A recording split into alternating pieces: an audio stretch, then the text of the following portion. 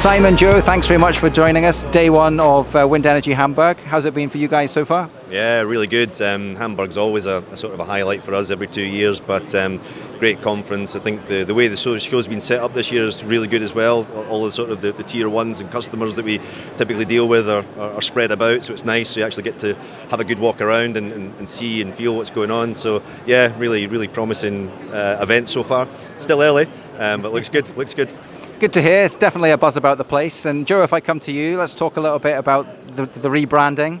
What was RCO and VAST is now Beam. Tell us a bit about the story behind that, please.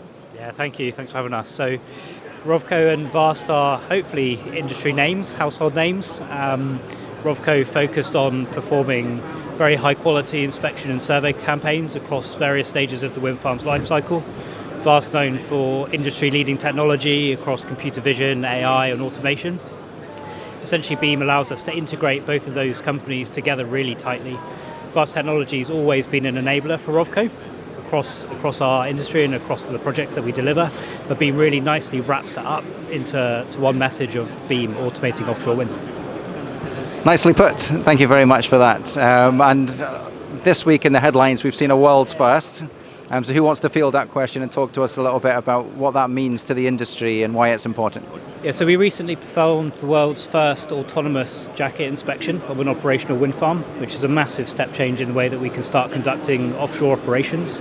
We're able to launch an ROV, send it to a jacket structure, and allow the ROV to freely, autonomously by itself, make decisions on how to navigate that structure and complete the inspection. That data is then used by an inspection engineer to do their normal task of inspecting the data, making sure the jacket is in good health. But the real key difference is how we navigated that structure autonomously with no human input to the flying of the ROV. Yeah. Very impressive. And you have now deployed this with several customers in the UK North Sea. If you can talk to us about who those companies are and the benefits. Yeah, I think predominantly we've got to say a big thanks to Seagreen with SSE's involvement as well. Really big adopter of new technologies. We were at that wind farm this year doing some of the first sort of warranty surveys now that it's been commissioned, it's operational, and we're given the chance to commercially deploy those particular assets and tools.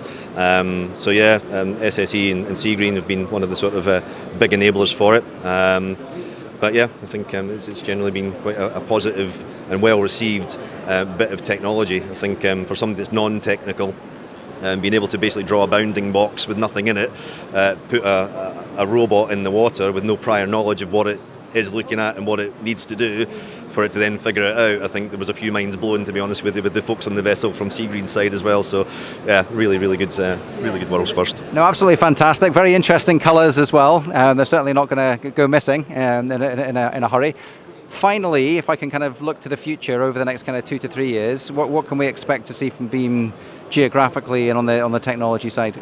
I'll take the geography one. Yeah. So as I say, Hamburg is a really important show to us. We actually have recently just established a GmbH in Germany. So looking to grow our European hub out of the centre of Germany.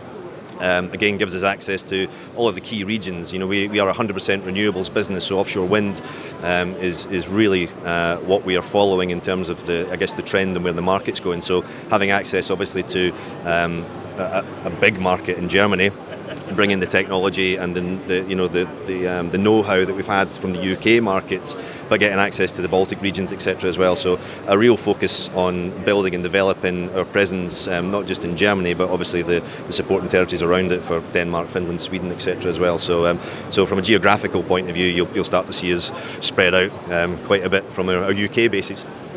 Fantastic. And on the technology side? Yeah, plenty more to come, as always. We're taking all of our knowledge that we've developed for developing subsea autonomy and moving that into the surface space. So we've recently launched 2 new survey vessels, our Explorer 18 metres. They represent a real step change in the way that we're able to do survey work offshore, which is a massive part of our business. So we'll definitely see a lot of development in our surface vessel space. We'll obviously continue to develop our capability in the subsea autonomy space as well. But really wrapping that all together is on the data side as well. So leveraging artificial intelligence, machine learning, both whilst acquiring, processing, reporting on data to get far more insight out of the information that we're collecting for our clients, ultimately speeding up the deliverable process and giving our customers far more insight. So plenty more to come on the tech side. Perfect. Well, really exciting stuff, guys. Thank you so much for talking to me. And yeah, I look forward to speaking to you in a few years' time to see where it goes.